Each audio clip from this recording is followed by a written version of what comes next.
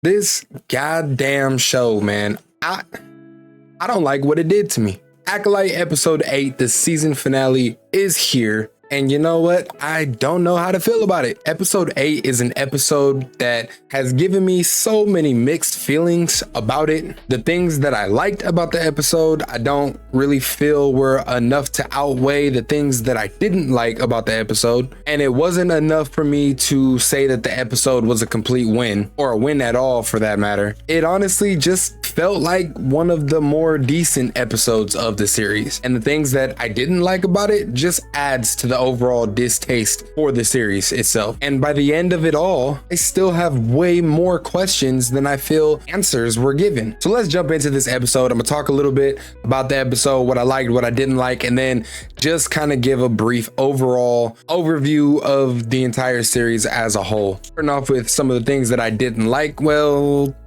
really is just being left with so many questions. And I think a lot of that has to do with the pacing of the show in itself, but we were left with so much more questions than we were given answers. Early on into the episode, we got the cameo of Darth Plagueis, and while visually he looked dope, I can't lie about that, but him being there didn't really service the story at all and caused even more questions. Did he just get there, or has he been there? Assuming that this planet is actually Baldemnik, and we talked about that in the last review video, or was it 2 videos ago? Anyway, his presence there just caused more confusion than it did anything else, and it was kind of a wasted cameo for about 2 or 3 seconds in this episode. And it's similar to Yoda's weak cameo in this episode. They said multiple times that Yoda wasn't going to be in this series, and granted, this was a 2 or 3 second shot of him, but let's be real, it didn't do anything for the story except maybe bring up the speculation that Venestra told Yoda what really went down, and now Yoda is a accomplice in the bullshit that is now being covered up, and so now Yoda's potentially guilty, which granted, we don't know what was said off screen, but if they do that and if they make Yoda guilty in this cover up, that is horrible. Also, not much about Khmer was answered this episode either. Yeah, sure, he was a former Jedi. His master was Venestra. He turned evil. Okay, cool. Is he in cahoots with Plagueis? Is he a poser Sith? I personally think so, but none of that is very clear. And I was hoping for some kind of confrontation between Khmer and Venestra, but no, we didn't get that either. Osha and her extreme flip to the other side, so much as to kill Soul, I don't know that I like it. Now, I guess it falls in line with you've been lied to your whole life. The person that you love the most is the guy who killed your mother.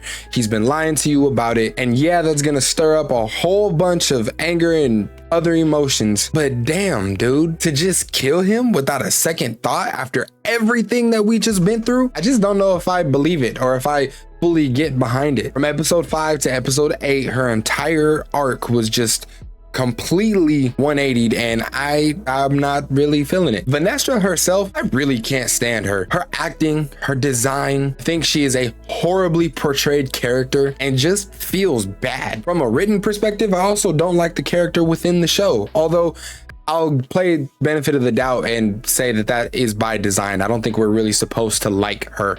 So there is that. And lastly, I've said it multiple times before in previous videos, but since episode 2, the acting in this series has just gone completely downhill. The performances a lot of the times felt bland, they felt forced, and I don't really take most of the characters serious. Maybe other than Soul and Khmer, there was a lot of problems with this episode and with this show, but into some of the things that I did enjoy or curious about at very least. Now, I think that the lore aspects of this show, this episode, were dope. Really cool to see. I love seeing the Force in action, lightsabers going at it. I definitely think that that is one thing that this show has over almost everything created by Disney as far as Star Wars goes, is its lightsaber combat. The saber combat is fun, it's aggressive, and it's quick. It's fun to watch. Another thing that I thought was really cool is we got to see Osha bleed her crystal and watch it change from blue to red, and I thought that that was really cool. We haven't seen that in live action yet, and now look, I know that the way that we got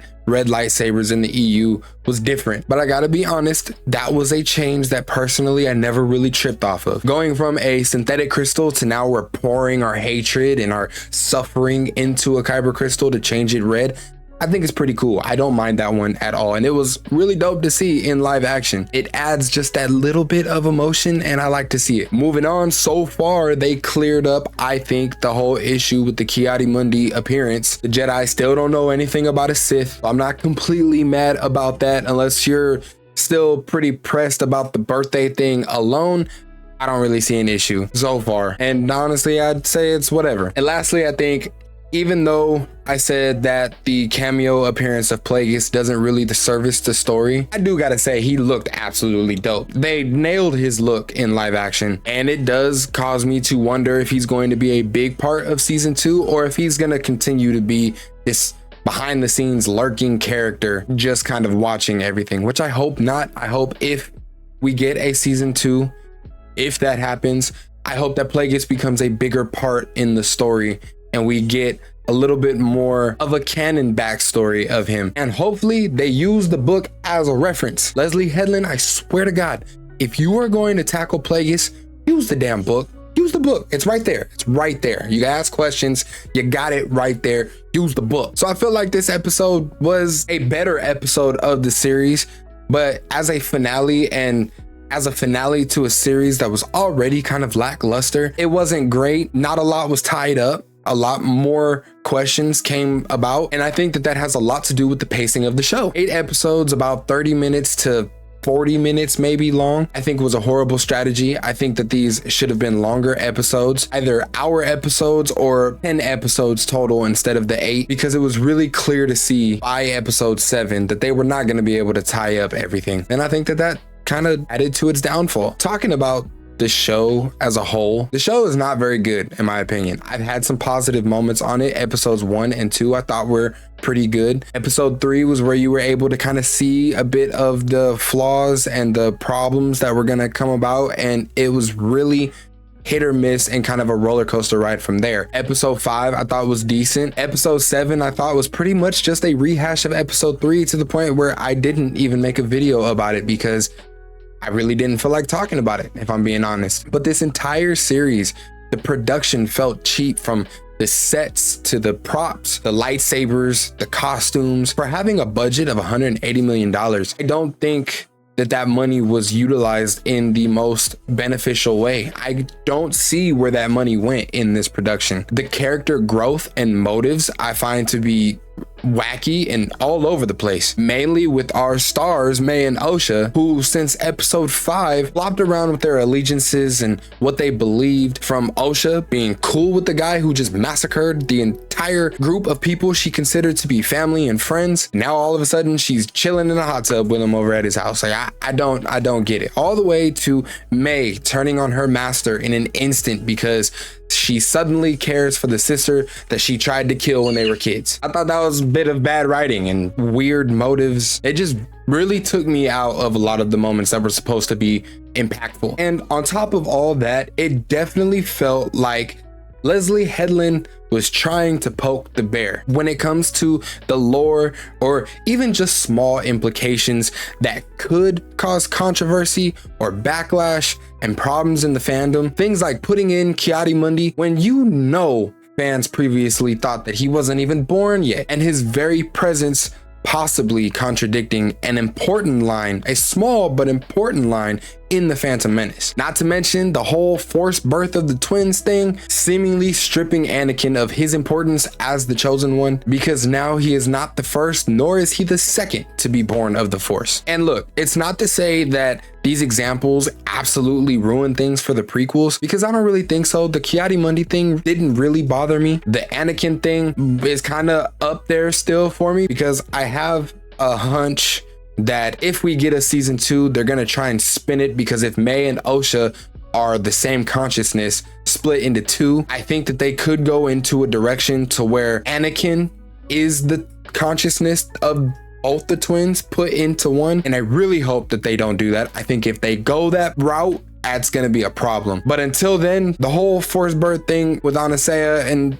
it's okay so far for me. But I do find it odd that someone would even be willing to play it that close to the fence, that close to potentially lore breaking and setting themselves up for the backlash that comes with that, when in reality it could have been avoided so easily. Lastly, I think that the show absolutely had an agenda to stage the Jedi as the villains, as the bad guys of the story, and I think that that's a mistake. Yes, I will agree that Soul acted impulsively. Yes, I will agree that Vanessa needs to get the hell out of here because she is absolutely twisted. Throwing the blame onto Soul and defiling his name, I thought was so wrong, dude. Like, obviously she is a villain. And it's no secret that a lot of civilians in Star Wars, a lot of people who were not Jedi, viewed the Jedi as political puppets. But I think that changing the perspective or the morality of the Jedi, I think is a bit wrong, because the Jedi are always the good guy, at least as a group and their ideas. You have your individual bad apples as in any organization, but to make the Jedi as a whole the villain, I think isn't really the way to go. I think this show would have been so much more effective if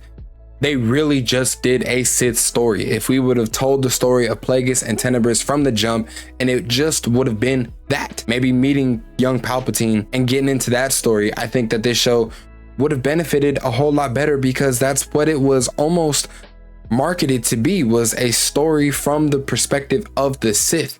And I don't care what anybody says, I don't think Khmer is a Sith. He is a Sith in the sense of, yeah, red lightsaber, Force user, not a Jedi. Okay, cool. But he is not a Sith. He is not from the Bane line. He is not the apprentice of Plagueis, I don't think. I think he is just this Force user who strayed away, probably was hateful and angry enough to bleed his own lightsaber and strayed away and did his own thing. I don't think that he is a Lord of the Sith. And I feel a little bit clickbaited, because that was the hype for me getting into this show, following this show and what it was going to be about, because it really wasn't from the perspective of the Sith. It was from the perspective of these two young witches. That was it. And you know what's crazy is, after all of that, I want a season 2. What kind of bullshit is that? The last episode did just enough to get me interested, or at very least curious, to see what they would do with Plagueis in a season 2. If they got the author of the Plagueis book to help out with the script and guide them along in that process, I think it could turn out pretty good if they were willing to listen to him. But at the same time, if they didn't do a season 2, I'm not gonna be mad about it. This show, despite some of its